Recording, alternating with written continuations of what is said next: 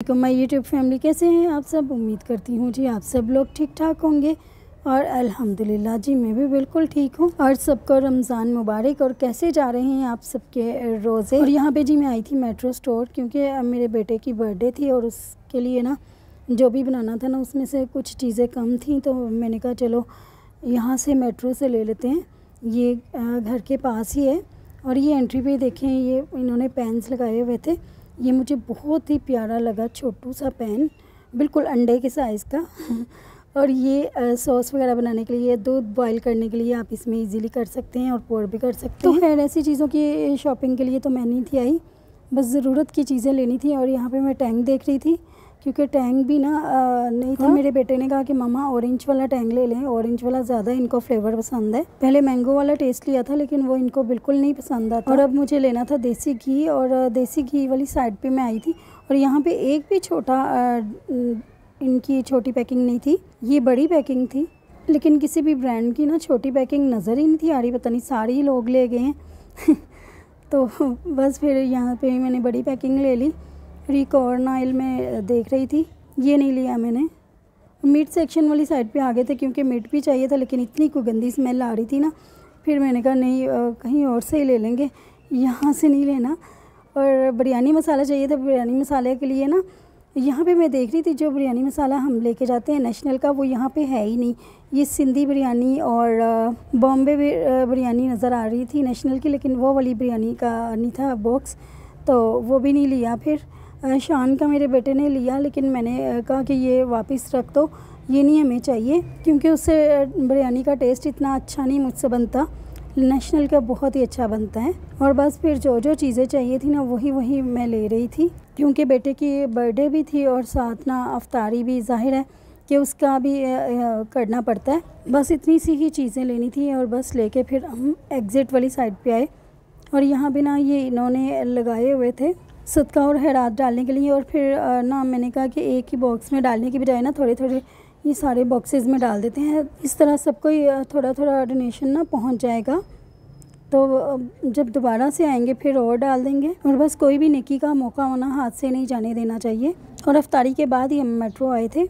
और फिर उसके बाद ना ये सहरी का टाइम है, और मैं ना सहरी के टाइम ही ना थोड़ा सा अपना काम निपटाने लगी थी। मैं कह रही थी कि जो कुछ भी हो सकता है ना, क्योंकि गैस का नहीं पता, इसीलिए ना थोड़ा सा काम कर लेती हूँ कि बिरयानी का जो है वो थोड़ा सा काम आसान हो जाए। और उसके लिए मैंने 1.5 कप ऑयल का डाला है, और साथ में ना कोई 5 मीडियम साइज़ के प्याज होंगे, जिनको मैंने स्लाइसेस में काट लिया था स्लाइसर के साथ। और इस तरह मैं इनको फ्राई कर रही थी। और इधर ना ये सहरी की तैयारी हो रही थी कि शामी कबाब बना रही थी मैंने सोचा कि साथ साथ ना बिरयानी का भी काम हो जाएगा और सहरी भी बन जाएगी, क्योंकि सहरी के फ़ौरन बाद ही ना हमारी गैस गायब हो जाती है। और अच्छा ही हुआ कि मैंने इतना सा भी काम कर लिया था, इससे भी मुझे बहुत ही ज़्यादा सहूलत हो गई थी। फिर मैंने सारा चिकन डाल के भी ना फ्राई कर लिया इसको। और जब चिकन को मैंने अच्छी तरह से फ्राई किया है, क्योंकि जब हम इस पॉइंट पे चिकन को अच्छी तरह से फ्राई करते हैं ना, तो चिकन अंदर तक गल जाता है और उसका कलर भी ना अच्छा हो जाता है। वरना अंदर से ना कच्चा कच्चापन, चाहे बाहर से गला भी हो और अंदर से कच्चापन आता है। और देखें ये इतना फ्राई किया है कि इसका कलर भी चेंज हो गया। फिर इसके बाद ना मैंने इसमें पानी डाल के ना 1/2 कप तो इसको कवर कर दिया था और चिकन खुद ही गल गया। और जब मैं ज़ोहर के टाइम किचन में आई ना, तो मैंने फिर ये फ्रिज में से निकाला चिकन, और निकाल के मैं इसमें ना दही डाली मैंने, और टमाटर भी मैंने मैश करके डाले हैं, इनके ब्लेंड करके। और बिरयानी मसाला के पैकेट डाल दिया, और 5 से 6 हरी मिर्चें, और ये 1 टेबलस्पून भर के ना मैंने आलू बुखारा का डाल दिया, इससे टेस्ट बहुत अच्छा हो जाता है। और फिर 1 टीस्पून ना ये मसाले डाले, इसमें मैंने सुरख मिर्च पिसी हुई, गरम मसाला पिसा हुआ 1 टीस्पून, 1/2 टीस्पून हल्दी, और 1 टीस्पून नमक, और टीस्पून काली मिर्च पिसी हुई। और साथ में ना मैंने थोड़ी सी खुश्क मेथी भी डाली थी, इससे भी टेस्ट ना बड़ा अच्छा आने वाला है। तो मैंने इसको ना फिर मिक्स कर दिया। और गैस का इंतज़ार हो रहा था जी, कि यहाँ पे गैस आए और मैं बस चूल्हा जलाऊँ और इसकी भुनाई करूँ, क्योंकि चिकन तो हमारा गला हुआ था, लेकिन ना बस इसकी भुनाई करनी थी ना, ये हमारा बिल्कुल रेडी हो जाना था। और ये मिक्स करते करते तक तो गैस नहीं आई। फिर मैंने इसको ना कवर करके साइड पे कर दिया, और मैंने सोचा कि जो काम ना बग़ैर गैस के हो सकते हैं ना, तब तक वो कर लेते हैं, फिर गैस आ जाएगी और ये मैंने चाट मसाले का जार फिल किया और इधर मैं पकोड़ों का सामान रेडी कर रही थी। उसके लिए बेसन के अंदर ही ना मैंने आलू बिल्कुल बारीक से कट किए हुए और प्याज और हरा धनिया वगैरह डाल दिया था। और फिर जो मसाले इसमें ऐड करते हैं, खुश्क धनिया पिसा हुआ, काली मिर्च पिसी हुई, सुर्ख मिर्च पिसी हुई, खुश्क मेथी और नमक और साबुत खुश्क धनिया, बस जो जो भी शामिल करते हैं ना वो डाल के मैंने इसका मिक्सचर अच्छी तरह से रेडी कर लिया।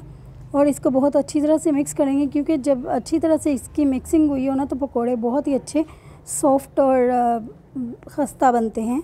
और चाट मसाला भी इसमें ना 1 टीस्पून लाजमी डालना है, उससे टेस्ट बड़ा अच्छा आएगा। और 3 बजने वाले हो गए लेकिन गैस अभी तक नहीं थी आई।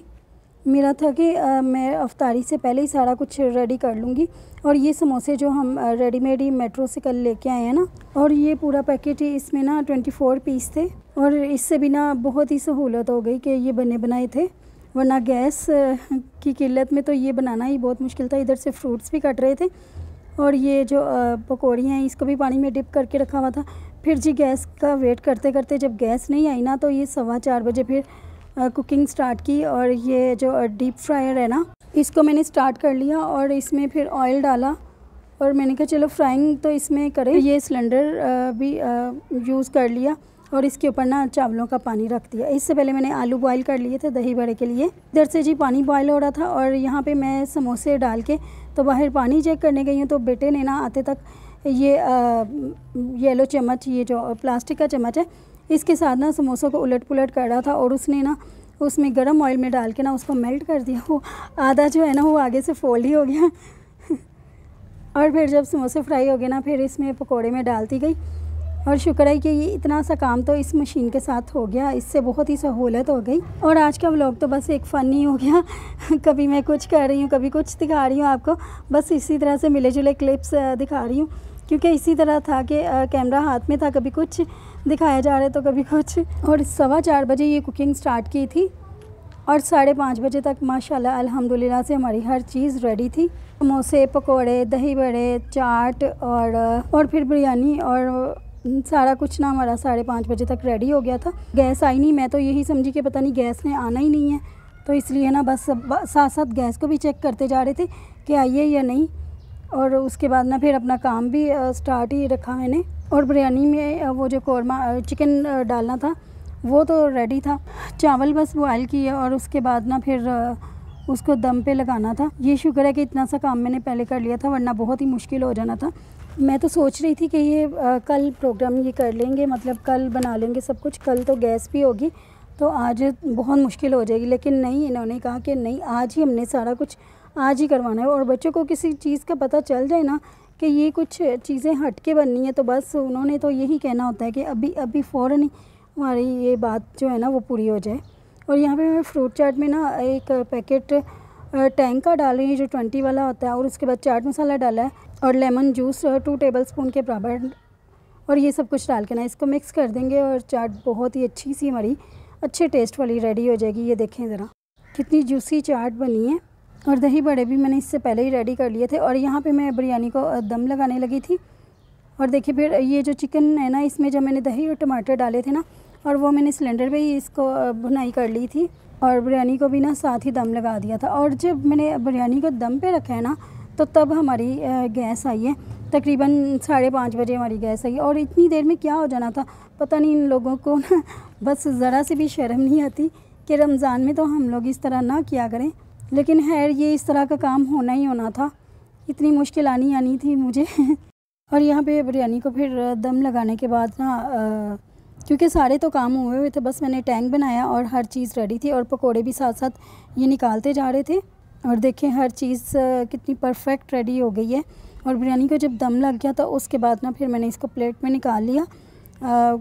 बहुत ही अच्छी और परफेक्ट मसालों के साथ हमारी बिरयानी रेडी हुई है और देखने से ही इसकी लुक कितनी अच्छी है। और व्यूवर्स आप लोग मुझे फेसबुक, इंस्टाग्राम और टिकटॉक पे भी ज्वाइन कर सकते हैं, लिंक आपको डिस्क्रिप्शन में मिल जाएगा। और ये है जी हमारा केक, और केक की फुल रेसिपी ना आप नेक्स्ट व्लॉग में देखेंगे इंशाल्लाह। और केक भी मैंने खुद ही रेडी किया। आपको पता है कि आपकी बहन को बेकिंग भी बहुत अच्छी आती है। और आज के व्लॉग में ना मैंने आपसे इतनी बातें की हैं कि मैंने आपको अपना चैनल सब्सक्राइब करने का कहा ही नहीं। और अगर आपने अभी तक नहीं किया सब्सक्राइब तो कर लीजिएगा और लाइक भी कर दीजिएगा वीडियो को। तो बस जी यहाँ तक ही था मेरा अफरा तफरी वाला व्लॉग। मैं आपको मिलूँगी किसी और नेक्स्ट व्लॉग के साथ, तब तक के लिए अल्लाह हाफिज़।